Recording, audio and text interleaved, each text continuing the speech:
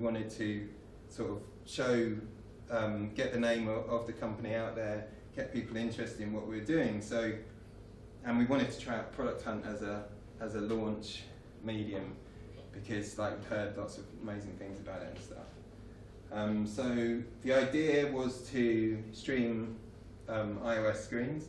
So with Yosemite, there was a new API that allowed you to capture the output from the screen, which was primarily for recording videos for the App Store. So they built that in. You can do it with QuickTime as it is, but you can also access that and do stuff with it yourself, which was really fun.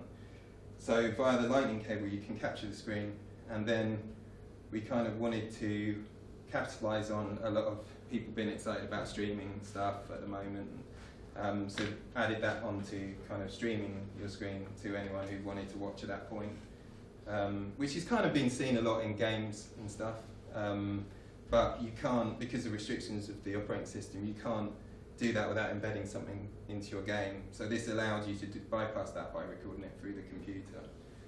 So we spent about 30 days on that in all, and we released on Product Hunt, which was a really good platform. I definitely recommend that. On the day, we got to #1 of the list because people kind of vote for the products that they like, and people kept on voting and commenting.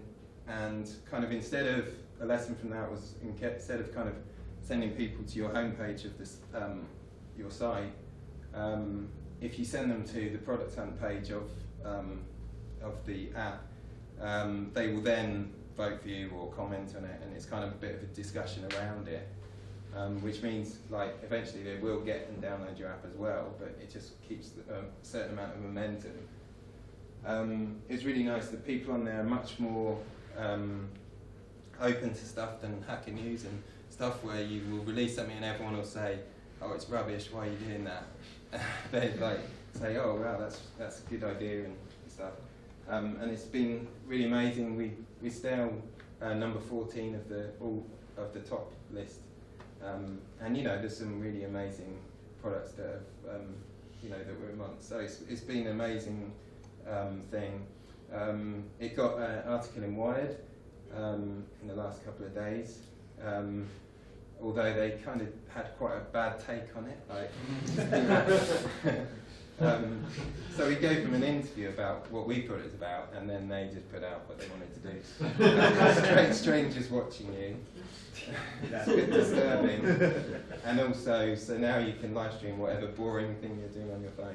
It's funny how even they contradict that and the previous. That yeah. The title for their thing is two separate stuff. Yeah, and it's amazing actually. You'd imagine like an article on their, it was on their homepage, would generate masses of traffic, and it was like probably about 40 people on the site at a time, which is pretty low, I'd say. Whereas articles we've had through things like the Next Web have like generated, thousands of people on the site. So I was quite surprised about that because they've got 4 million followers, but maybe they're just not very engaged followers or something. So what's this achieved? It's been very different this time, doing it within a company. But similar in some ways. It's led to a massive increase of usage across the whole of the product range at Look Back. It's been good press generally for the company. Doing things like this makes recruitment easier because people are interested in, hear about products and might want to come and work at the company.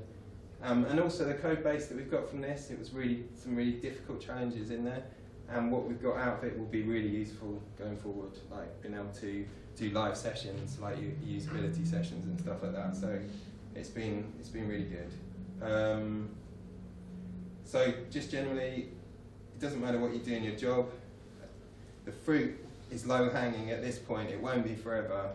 So I think we're in like early days of this. You've got to do it now if you can do it. If you've got any skills, it's worth trying to do something because it's just really fun, and there's worldwide reach, of things, of people that are interesting.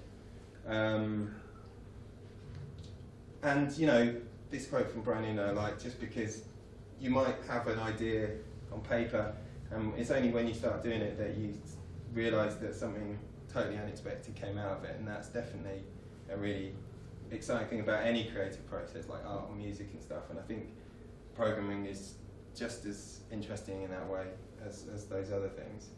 And that's it. Yeah. So thank you.